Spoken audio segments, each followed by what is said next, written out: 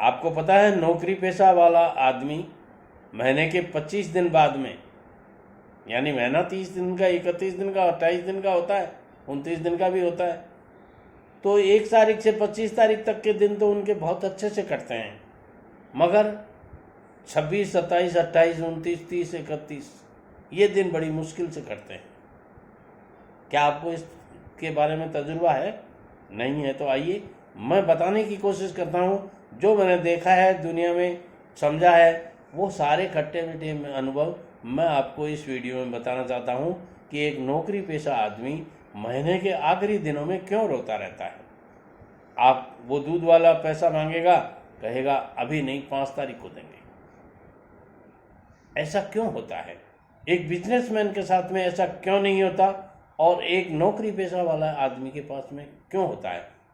एक अखबार वाला पैसा मांगने आता है, उसको भी वो यही का बात कहेगा।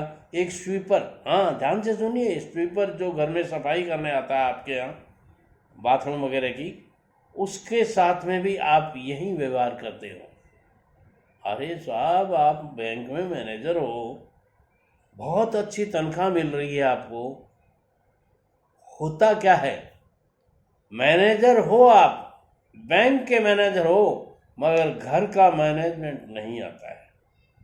जब तक आपको घर का मैनेजमेंट नहीं आएगा, how to manage your house, तब तक आप ये बातें करते रहोगे।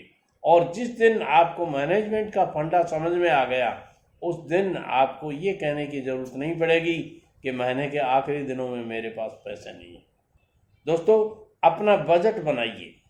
महीने में आपको कितनी आय होती है, कितने खर्चे लगते हैं, कितनी आपको इन्वेस्टमेंट करनी है, उसके लिए बचत करनी है, और कितने आपको लॉन्ग टर्म इन्वेस्टमेंट करनी है, कितनी शॉर्ट टर्म इन्वेस्टमेंट करनी है, मेडिकल की व्यवस्थाएं कहाँ से होंगी, कपड़े लत्ते जो खरीदने होते हैं, मार्केटिंग करनी पड़ती है, उसकी व्यवस्था कहाँ से होगी, ये सारे पॉइंट आउट कीजिए। आप अपनी पत्नी के साथ में बैठिए, परिवार के बच्चे को पास में बैठाइए, उनकी रिक्वायरमेंट लिखिए, और जब आप ये एक बार तय कर लेंगे कि अपने को महीने में इतने रुपए इस फंड में, इतने रुपए इस खर्चे में निकालने हैं, देने हैं, जमा करने हैं, तो फिर आपके पास आपके इस तरह की कोई दिक्कत नहीं आएगी।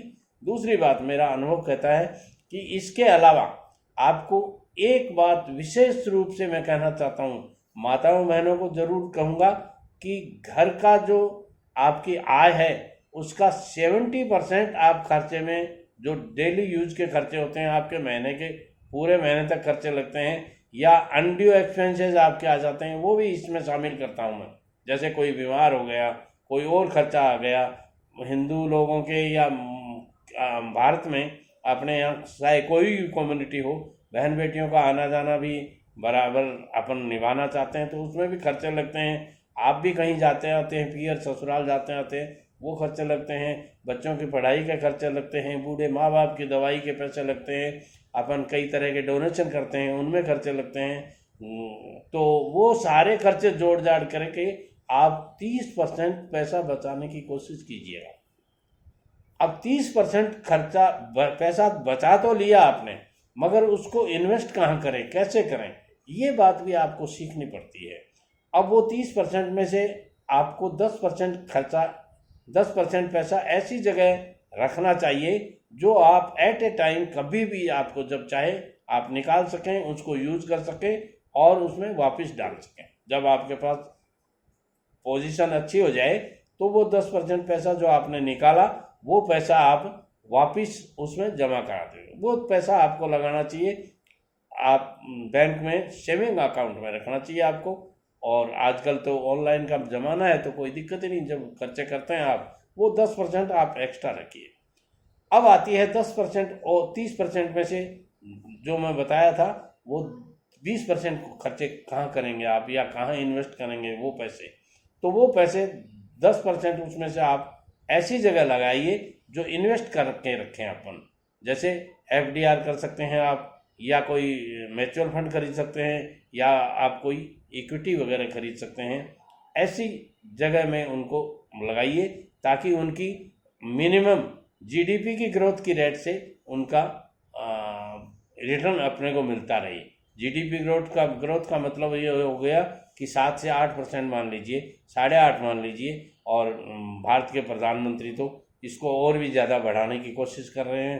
तो ये यदि आपको मिल जाए तो और ज़्यादा बड़ी अच्छी बात है। तो आप इतने ज़रूर बचाने की कोशिश करें, उस पैसे को वहाँ लगाइए जहाँ आपको रिटर्न मिल सके। अब बात आती है 10% जो पैसे मैं बता रहा हूँ वो आप कहाँ लगाएं। जो 30% बचाए थे उसमें से 10 आपने उसमें सेविंग में लगा दिए, 10 एफडीआर म्यूचुअल फंड इनमें लगा दिए। अब आपको 10% लगाने हैं वहाँ जहाँ से आप आने वाले 10 साल 15 साल या लॉन्ग टर्म में निकाल नहीं सके।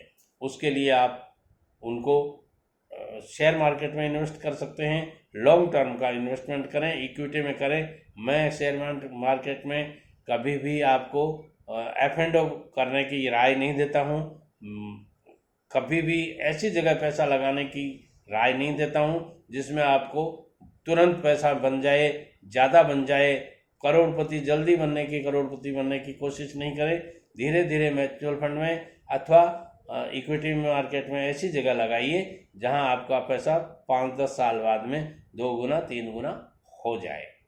तो ऐसी जगह लगाइए ताकि आपको रियल केसेस में कभी ज़रूरत पड़े उस समय वो आपके बच्चों की अच्छी एजुकेशन में काम आए, अथवा आपने कोई मकान दुकान या बिजनेस करने की सोच रखी है उसमें आपका वो पैसा काम आता रहे। यदि आप इस तरह मैनेजमेंट करेंगे तो आपको कभी भी रोने की ज़रूरत नहीं पड़ेगी, पैसे के लिए परेशान होने की ज़रूरत नहीं पड़ेगी।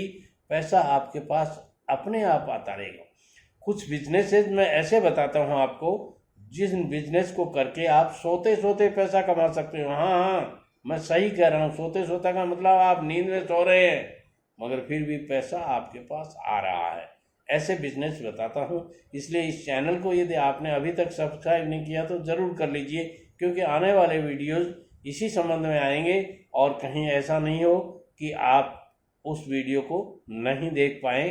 इसलिए बेल आइकॉन को ज़रूर दबा दीजिए ताकि सबसे पहले आपको वीडियो मिलता रहे। वीडियो को सारे दोस्तों को शेयर कीजिएगा। यदि आपने वीडियो देख लिया आपके काम का नहीं है, सपोज कीजिए आप नहीं समझते कि ये मेरे लायक वीडियो है, तो उन लोगों को भेजिए जो इस वीडियो की इंतज़ार कर रहे हैं। नमस्कार।